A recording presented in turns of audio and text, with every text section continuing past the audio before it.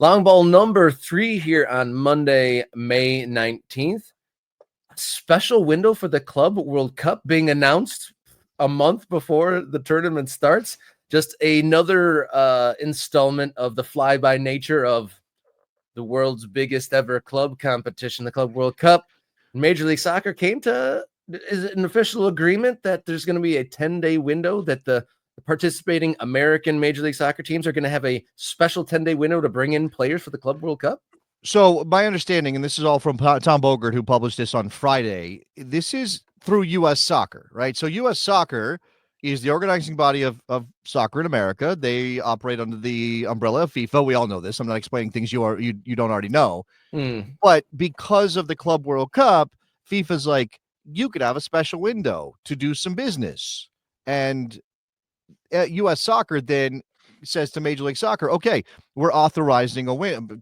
According to FIFA, we can authorize a window. We're authorizing a 10-day window if you want to use it. And Major League Soccer then had a choice. Could they implement a window only for teams that fall under the U.S. Soccer umbrella, which would be 27 out of 30 MLS teams, leaving out the 3 Canadian teams? Or would they authorize a window for just the teams participating in the Club World Cup, which we know Seattle, Miami, potentially LAFC, although they won't even know if they're in the tournament until a day before this window opens, which is May 31st. Did you think that performance last night, did you think Orlando should maybe steal Miami's spot? And Luis Muriel should get drafted up to that Miami team. He absolutely roasted him. Luis Muriel playing the way he is one of the surprises of the season so far. But I will say this. People already sort of like, oh, the storm clouds are brewing and Inter Miami's about to go get embarrassed at the Club World Cup. And that may be true. I mean, I'm not hoping for that. I don't think that's a great look for MLS.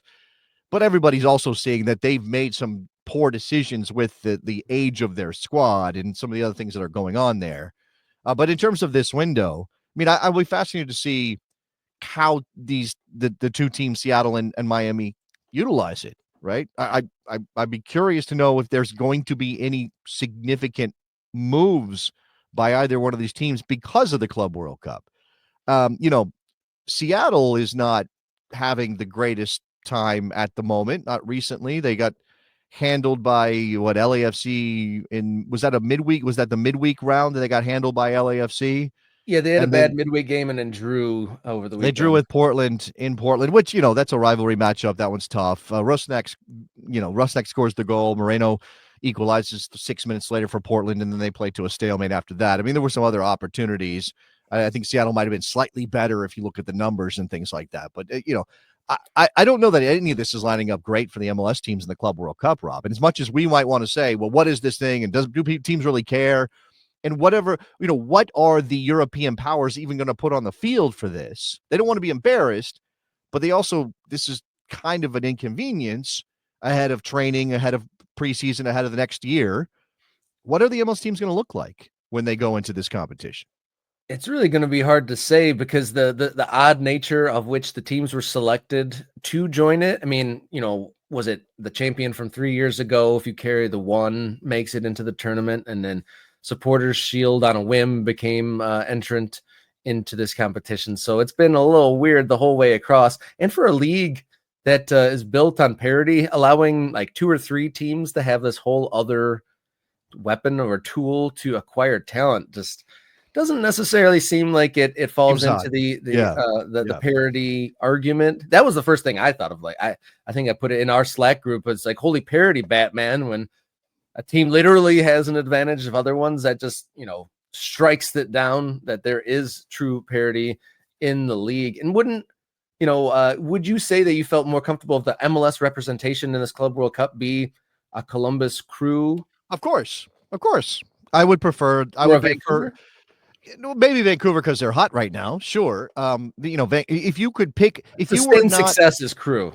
If we weren't bound by whatever rules FIFA put in place to determine who's in this, and remember, Inter Miami got gifted their spot as a host team because they qualified via the Supporter Shield, suddenly decided by FIFA. If you were picking teams to represent MLS, you wouldn't pick either one of these teams. No offense to Seattle, who I respect a lot in terms of their organizational stuff, but if you'd pick Columbus.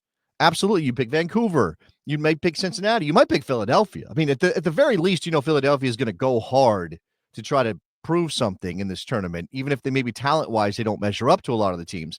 You look at these groups, Rob, and again, we're still what?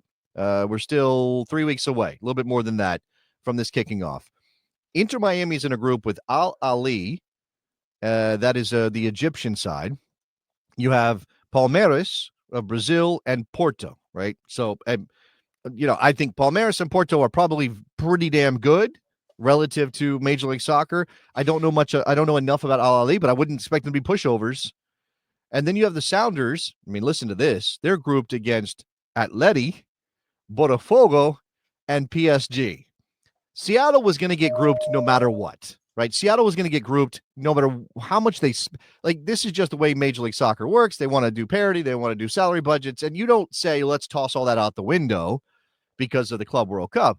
But it's not going to be a good look when they go 0 for 3. And, again, I'm not even trying to be disrespectful of Seattle.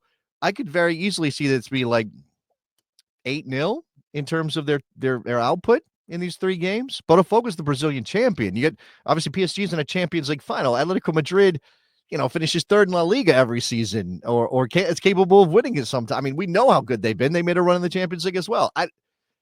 It's not going to be a good look for MLS. And I don't know, I guess the remaining MLS, I mean, I guess if LAFC gets past Club America, which is obviously very dicey, I think they would go into a group with Chelsea, ES Tunis, Esperance de Tunis. By the way, wild tifos from Esperance de Tunis.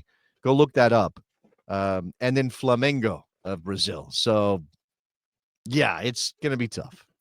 Yeah, like seeing these matchups of teams that have never played each other before, and just kind of seeing all the concept of it is intriguing in a way.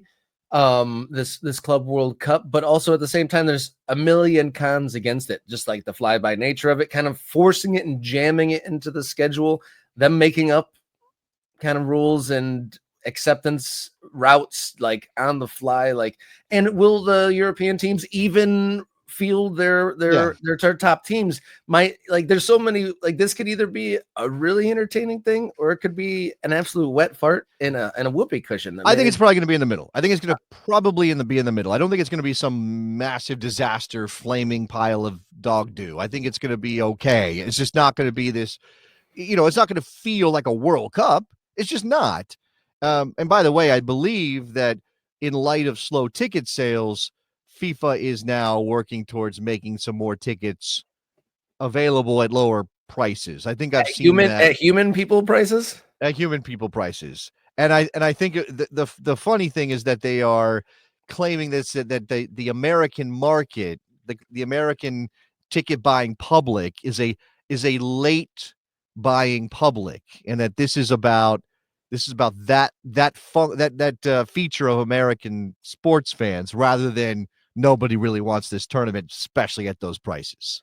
Not that no one knows what it is, why it is, or where it is. That doesn't have anything to do with it. I mean, the other thing is what's interesting, and we've talked recently to people about the World Cup coming up next year, and like I think we just had when we talked to Orgeles Gomez on Friday about Inter Miami and some other things. I asked him about the World Cup and how excited he is, or how big he thinks it's going to be. And he says he thinks it's going to be transformative. It's going to be huge. And I really hope that's the case. I don't want to be so cynical that I don't think a World Cup, an actual World Cup in America, can't benefit the sport in America.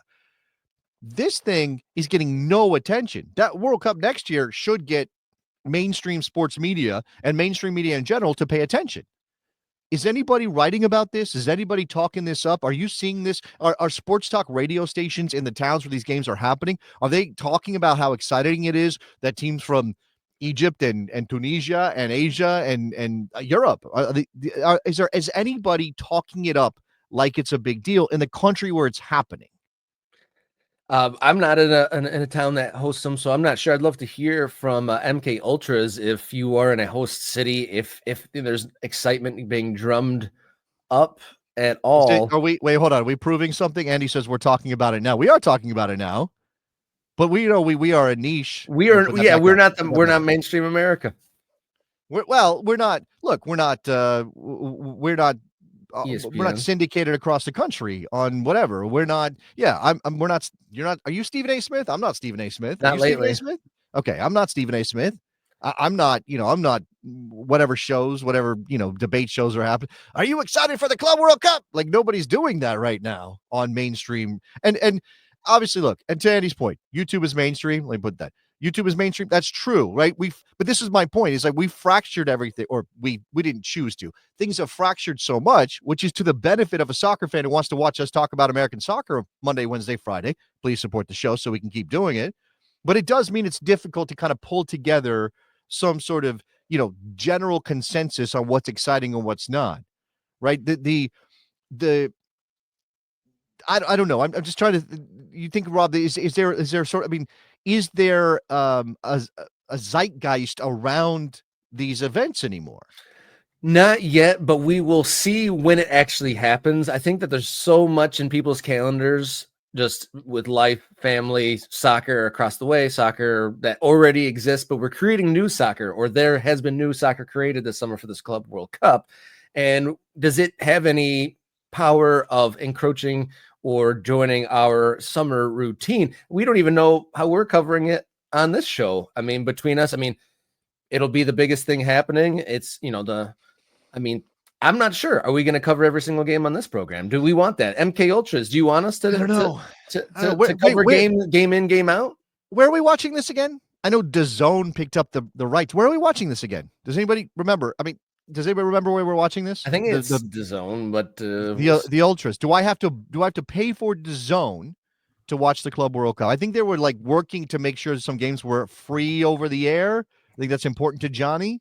Again, that's about blasting the incredible importance of the Club World Cup out among more people. But I honestly don't know where we are right now with the Club World Cup and television in this country, the country where it's happening.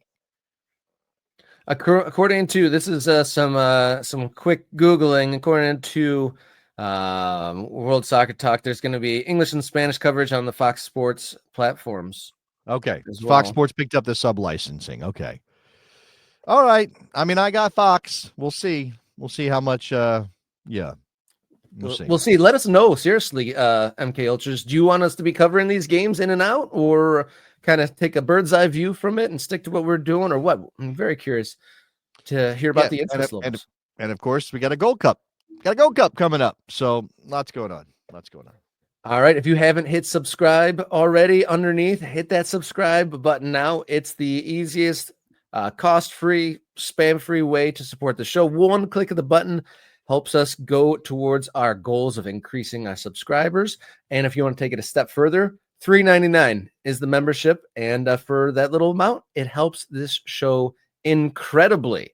And then for the membership, you'll have access to the Morning Kick Around Discord, early access to videos, priority commenting on the live show, and many more perks. So be sure to do that. I think you just hit the thanks or join button underneath the screen now.